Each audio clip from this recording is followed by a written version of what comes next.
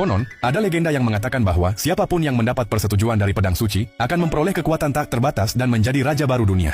Namun selama 300 tahun, tak seorang pun berhasil mendekatinya. Ketika sang raja mendengar legenda itu, ia segera mengadakan kompetisi besar. Siapapun yang bisa mencabut pedang suci akan menerima hadiah sebesar $1 miliar dan berhak menikahi sang putri.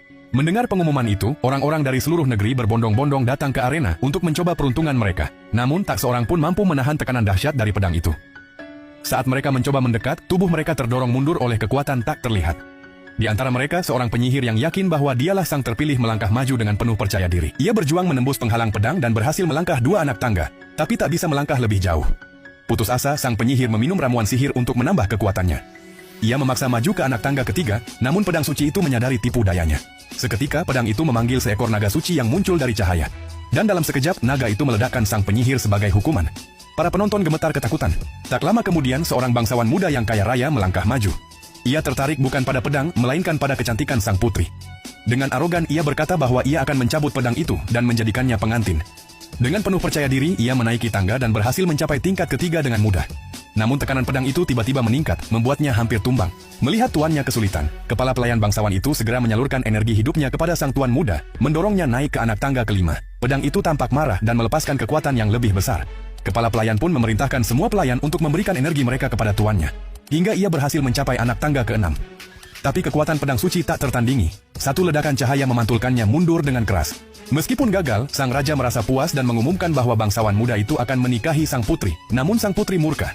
Ia menolak pernikahan itu dan nasib yang dipaksakan padanya. Dengan tekad membara, ia melangkah naik ke panggung, bertekad mencabut pedang itu sendiri untuk mengubah takdirnya.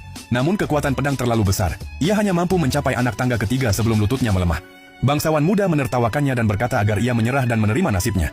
Tapi sang putri menolak menyerah. Ia menghunus pedangnya sendiri, melangkah maju lagi, dan dengan gigih mencapai anak tangga kelima.